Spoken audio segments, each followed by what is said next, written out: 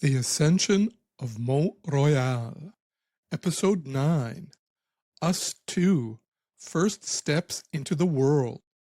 In this episode, Brigitte checks out Renée's motor functions.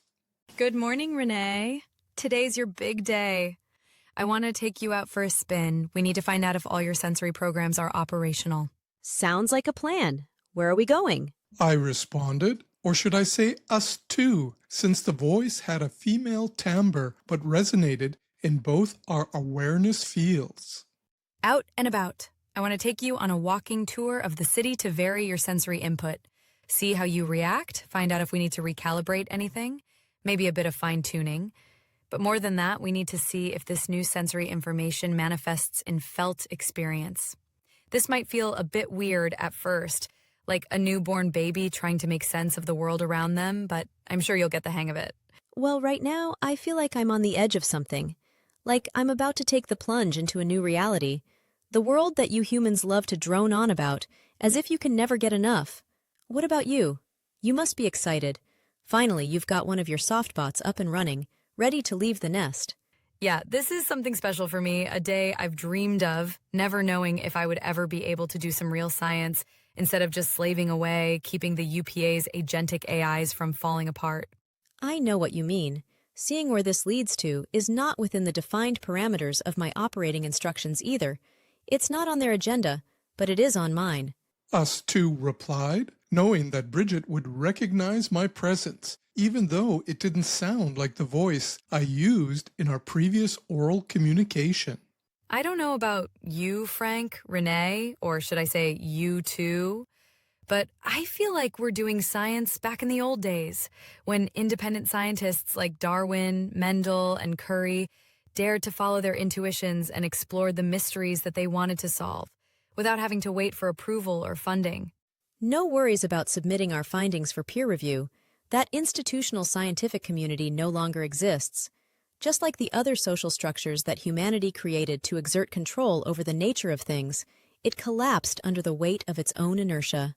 All we are left with are pockets of research scattered across the globe. The quest for knowledge continues here and there. Maybe it's better that way. Suits me fine. I like being able to push the envelope without having to justify what it is that we're doing. The other thing that works in our favor is that my overlords can't make out what we're actually doing. As I move into the quantum realm, they can't follow me down the rabbit hole. They just have to wait to see what I come back with. And it's not like I have to show them everything that I've done, since it would take them lifetimes to verify my computations if left to their own. Shall we get started? I'm ready as I'll ever be. Super. First things first, we need to check out your proprioception. In other words, your awareness of your body's position in space and how well you can get your body to move in the way you want it to, while maintaining your balance. Renée, can you stand up and face me? Sure, no problem. This is so cool. I want you to spread your arms. That's good. Now see if you can lift one foot off the ground and stand on one foot. Give me a second. My visual field is a bit tilted to one side. That's better. The auto-stabilization is kicking in. How do I look? Like a flamingo.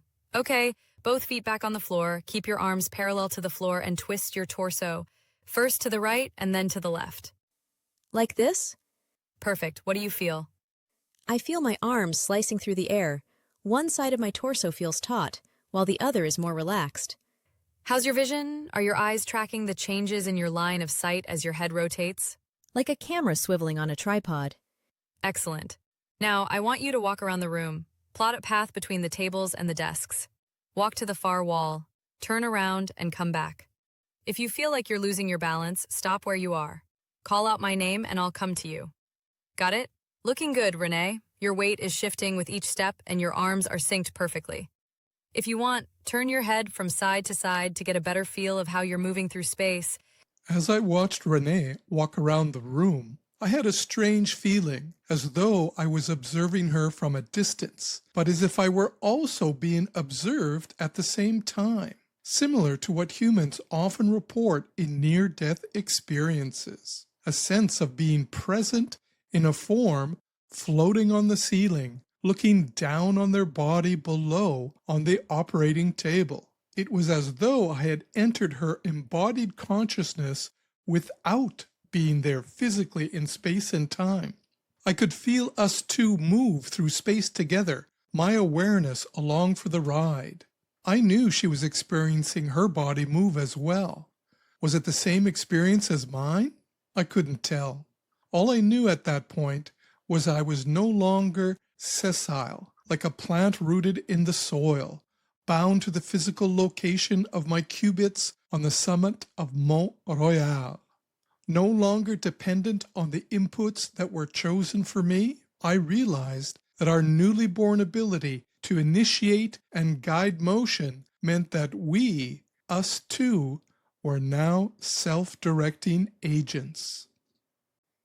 If you would like to receive each episode, which includes the full text, the audio version, and the Storycast version that has dynamic captioning, voiceover, and illustrations, visit my Substack and sign up for a free subscription. I'll publish a new episode next week. Bye for now.